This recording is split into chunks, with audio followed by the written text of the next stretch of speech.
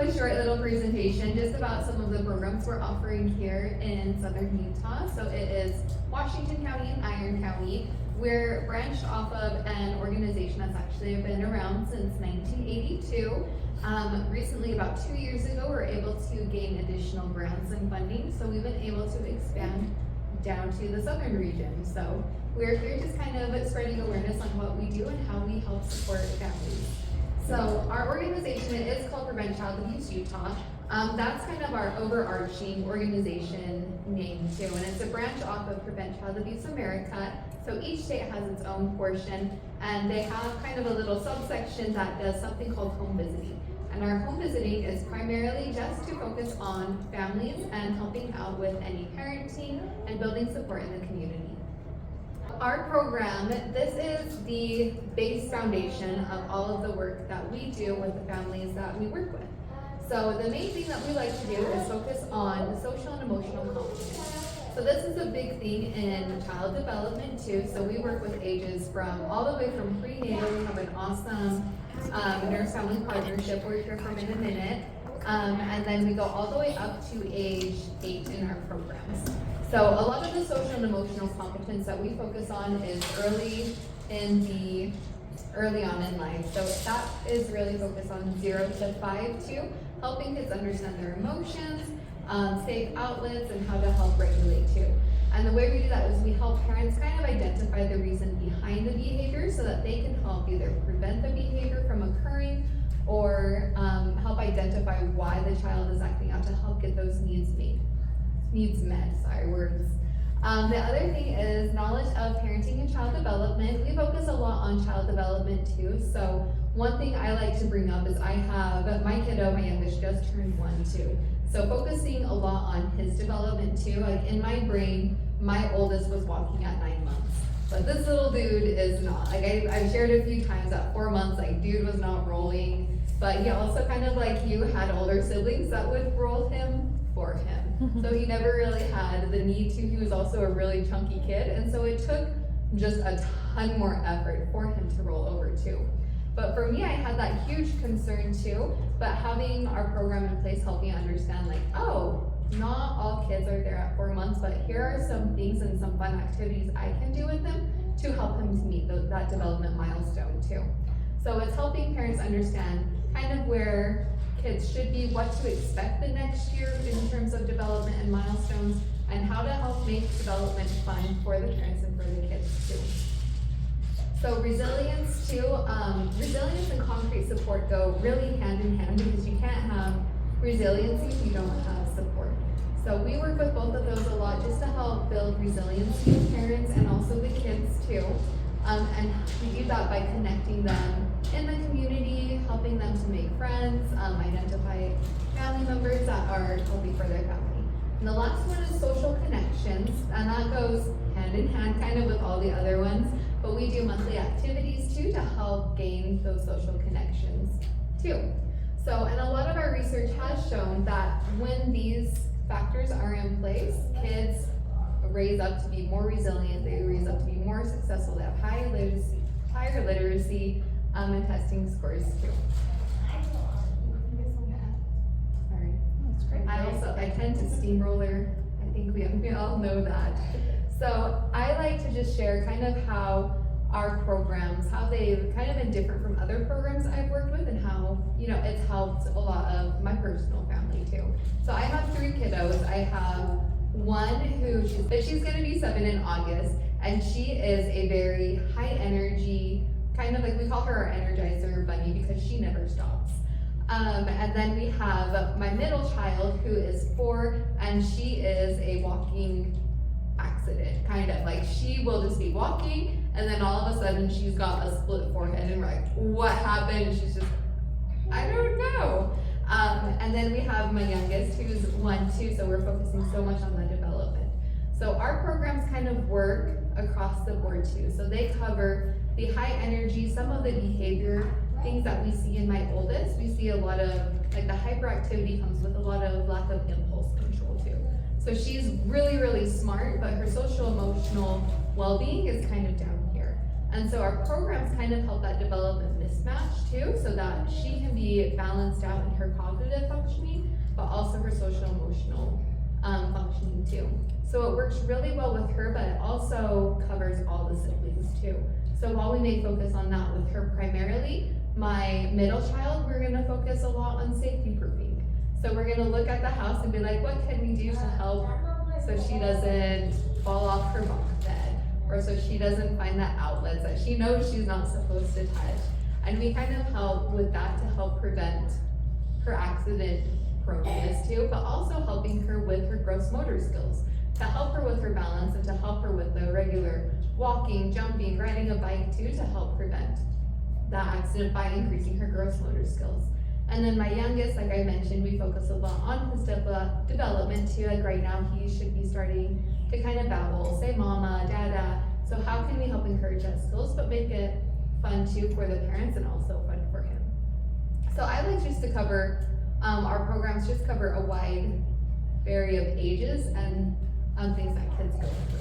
So this is what you can kind of expect through some of our programs. So first off, they're completely free, but we see a lot of confidence that grow through development and then through their education too.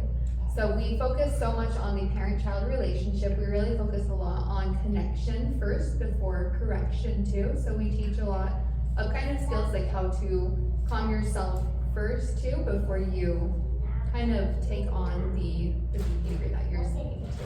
Which is one of my favorite parts too, because I have things, like we all do from our childhood that my kids will do, and I'm instantly just like, and it helps me to step back and be like, why am I responding this way, and how can I connect with my child first before, we do a discipline that's not necessarily needed.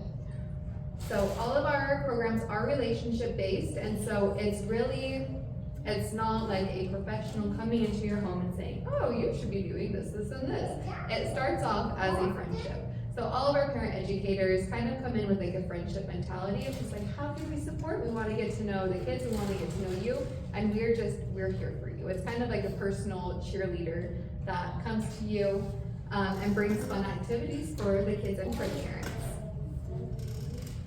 So what it kind of looks like is we come to the home, or we can also meet at a park. Sometimes we'll meet at the Children's Museum, wherever families would like us to come to, that's where we will be. We can go out into rural areas, so we can go Hilldale, Springdale. Ivins I don't think is rural, but it's rural in my brain. So we can go anywhere in Washington and Iron County. We meet with families usually 1 to 2 times a month. It can go all the way up to 4 if you're really enjoying it and you want us to come more often. We have that option. And we will do some assessments if you would like. It's an optional thing too, but we can screen for hearing, vision, and help get referrals to a doctor if we need to, or other community agencies. We do the fun monthly group activities. We did Becky planned kickball for our last month activity. That was super fun, just to get families outside and just having like a relaxed Saturday. And then I'm gonna turn it over to Melissa just to cover some of our nurse family partnerships.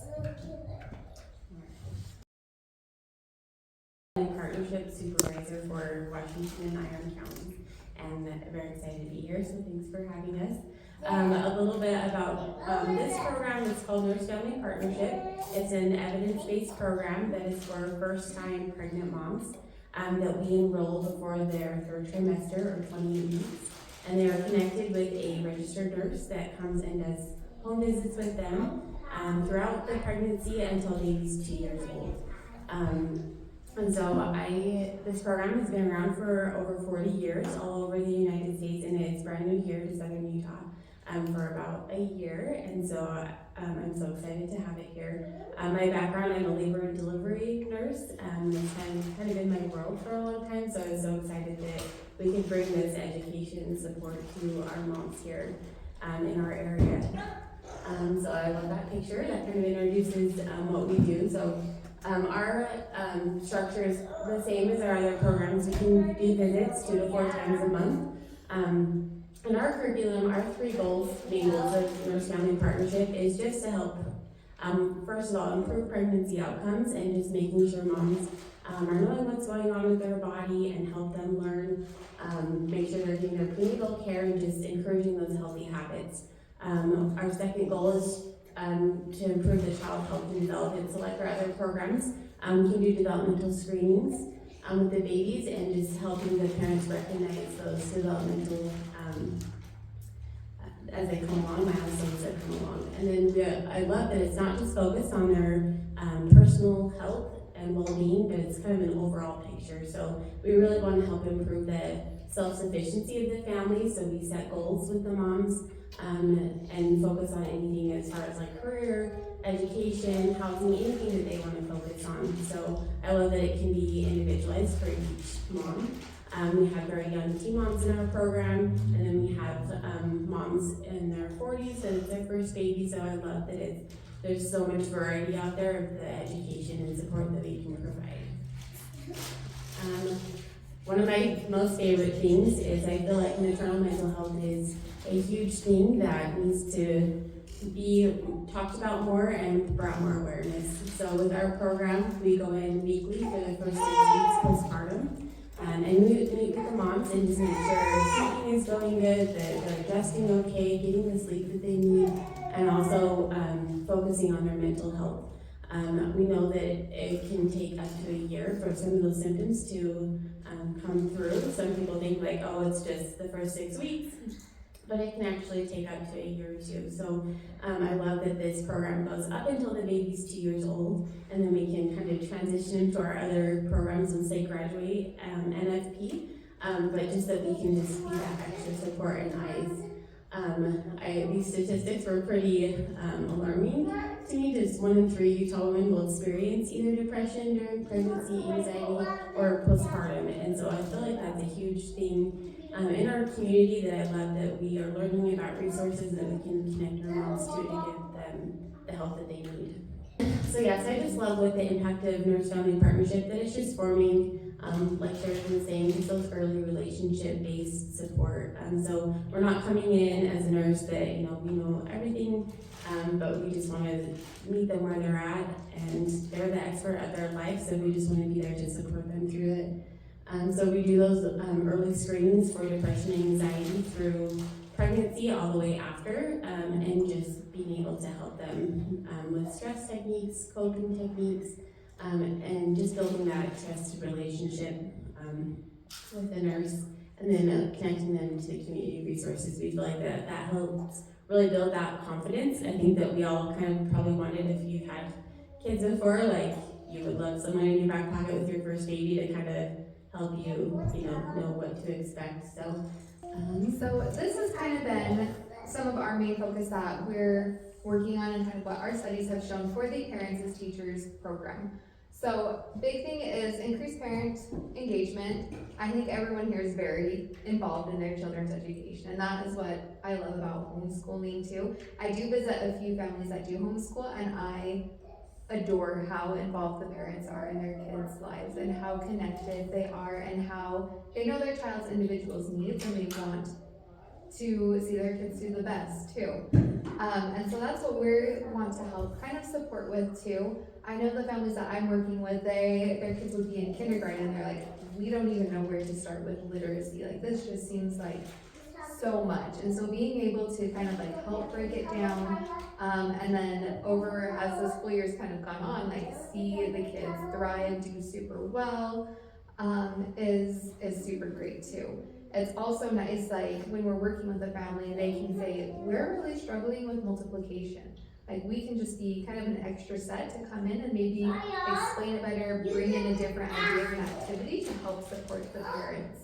And so we can do that with really any topic too that the parents are covering. We're very parent-led. So if you're saying, we're having issues with biting, I'm not gonna bring in a bunch of stuff on potty training. We're gonna bring in what you want to focus on and help support in the way that you want support and help in.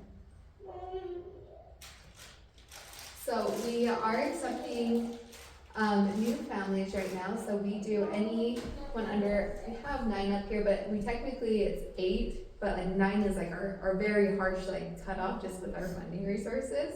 It's completely free. And it's easy to sign up. You can go to our website. We have the QR code on the brochures. You can call, text, or email, just however The only thing we need to get started is mainly a phone number and your name, and we'll reach out and kind of get an enrollment appointment started just to explain our program, everything that we have to offer. Yeah, I just want to mention one thing with one of our programs, Parents as Teachers.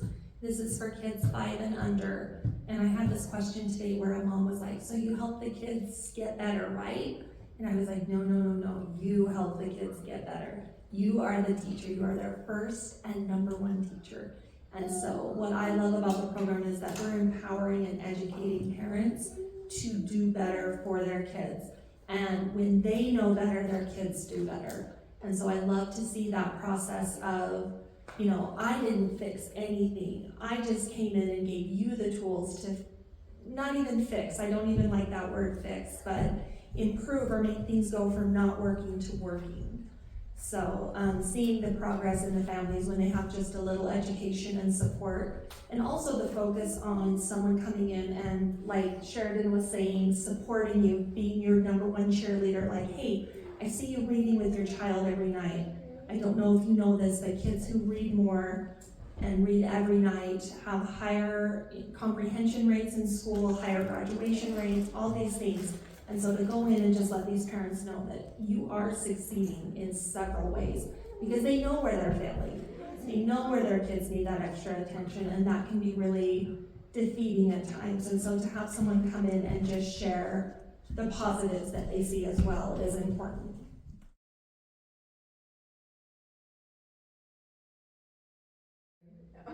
Yes, when we first were starting last year, we went to the Birth Village Expo, and that was so fun to me to be able to see all of the options in the community. So we were on the Birth Village Expo podcast, and one of our nurses is really good friends with the doulas there. And so, yes, I love that we can provide any way, whatever their birth experience that they want to, it look like, that we can provide that support.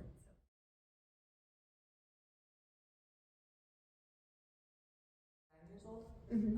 Yes. So as long as there's any child in the home under the age of 9, we can allow. Yeah, no, absolutely. So like if they have a 12-year-old, and they're in the home too, and we're there, maybe they have an 8-year-old, they're absolutely involved in the activities and everything too. We're not gonna say, no, you're 12, you have to go to the corner. No, so anyone who's in the home can participate too. So like even if grandparents are over, aunts and uncles, we absolutely have them involved too. That's an excellent question. I'm trying to think. My last visit that I did this week, I brought little like model cars that we put together. So that's kind of what we did, but the family was like, they have a sudden interest in cars. Can we do something? I'm like, sure. And it turned into a really great learning opportunity because I'm a terrible mechanic. And so the car that I made with the kiddos kept falling apart. And then the other kiddo, like, this is still successfully working. But so that's one that I've done. I know for like this next month, like I'm planning like a little like chia seed growing thing. So it'll be like a little cup, and then you can do haircuts. And then sometimes, like if the family wants to focus on fine motor, we'll bring like a fine motor activity. Sometimes we're struggling with like sibling relationships, and so we'll bring some activities to kind of create sibling bonding experiences. Games are good for that. Card games or board games for sibling relationships, or kids that struggle with losing. I've done some beanbag games where the kids make up their own games along with some that I bring, like hot potato or games, activities, crafts, whatever the family is engaged in, we can really tailor it to them.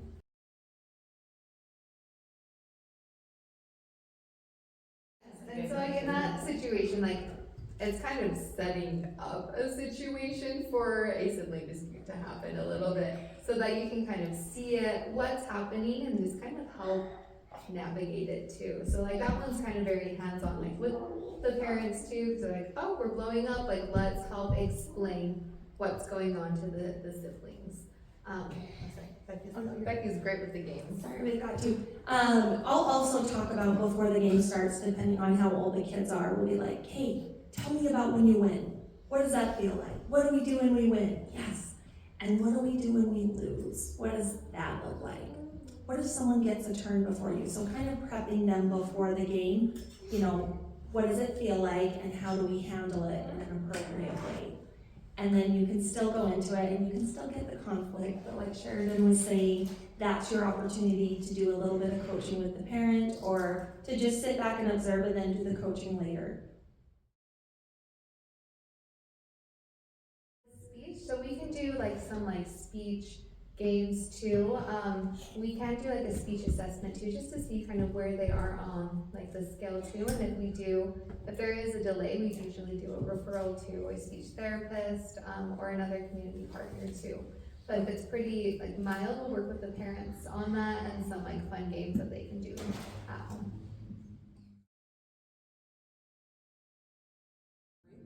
Yes, 1,000%. Yes, that's my favorite part. So.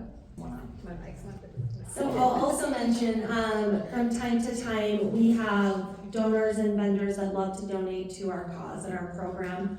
They love what we stand for and what we do, so we will get donations from time to time. We get books, we get clothes. Right now we've got a closet full of formula.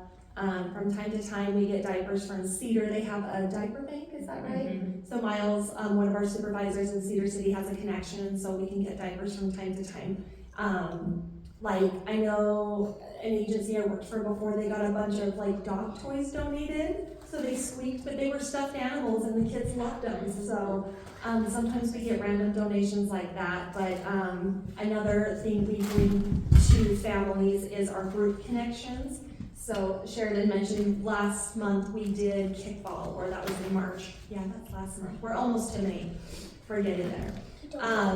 But every group connection is an opportunity to build social connection and resilience within families. Because these families are in similar life stages. They've got young kids. They may be struggling in one area or another. And so it's great for them to connect with other families and to just see that they aren't alone out there and just have that connection and community. Kind of with our group connections too, we did kickball. We've also done like a financial literacy night. We did like one of my favorites to do is a cooking class because it's like absolute chaos and it's beautiful. So we've done we've done a self-care night too. So just we keep them fun, but also we have like some learning ones too. So kids can be there. Sometimes we'll have kind of like a separate child care so that parents for our financial one, like parents need to kind of focus. So we'll have childcare available for the kiddos so parents can focus during that time. And then like our cooking one, it's all together just because the messier and the funner, so things like that.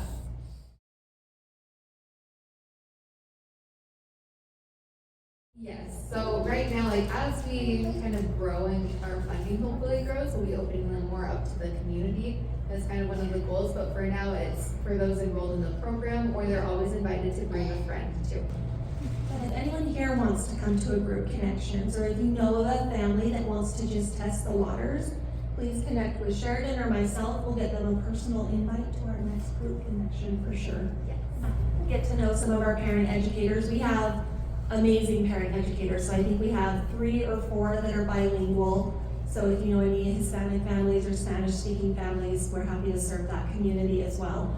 But like I'm just thinking, we just have really amazing personalities and they care so much about their jobs and their families. So I see it in the effort they put into their activities, in the lessons they plan, in the way they talk about their families and get support for them during our team meetings. So we have some really phenomenal staff. Say, like for me and Melissa is gonna speak on this, because she's more of the expert than I. Like homeschooling to me seemed really overwhelming at first too, especially with my kind of like hyperactive kid. Like I was terrified of that. I'm more terrified of the school system. Like kind of crushing her spirit too, because I want the girl to fly, but she scares me too. And so just having like that experience, like for me it was really overwhelming. So I cannot imagine like being in it and being in it alone too. And so we're just here to support in any way. We go with your flow on what you're working on, and we're just there to help take something off your plate, because parenting is as hard as it is. So we would just like to take something off. I would also say, I mean, when you think about how many healthy adults do you want modeling behavior for your children? As many as possible, right? So this is one more healthy adult that's gonna come into your home and model behavior and speech and just show what a healthy rapport looks like between two adults. So I think that's something that we could bring to the homeschool group. And I was just gonna say, I've homeschooled my two youngest for the last 2 years, and I love the variety of what is out there as far as curriculum, what you can do with it. And so I just love that that kind of can tie into the program with the variety of it. So whatever you're teaching at that moment, whatever curriculum you're using on, they can bring a craft or something to kind of supplement that lesson. So I love that that's also an option as well, that they can work with whatever you're focusing on that week. Our website's pcau.org. At the top, we actually have like a new link to a new website because we're kind of in the middle of like a rebrand, which is super exciting. That's a whole other like topic in my brain. But it'll take you to our new website, and you can just put your name and number and sign up there, or we can get information today. My phone number is on all the things. You can text, you can call, whatever works best. And I was gonna say, I know the Nurse Family Partnership is specific for first-time moms. There is a program that is for, if it's not your first baby that I'm trying to get here in the area, but just a little shout out, if you do have friends that you know of that it's your first pregnancy, and send them my way and I can answer any questions. I usually like to do like a meet and greet for the very first visit to go over the program if they have any questions and see if it'll work for them. So I was gonna another little shout out for if they attend like childbirth classes in the community. We just had one of our moms that her partner, the dad went with her, and he was so overwhelmed after the class of like what just happened and how am I supposed to support you in labor. So I love that we could have like a mini childbirth class again in the home where they felt more comfortable, and then we could really help support that dad in his role in the delivery process so he can feel more comfortable with that. So.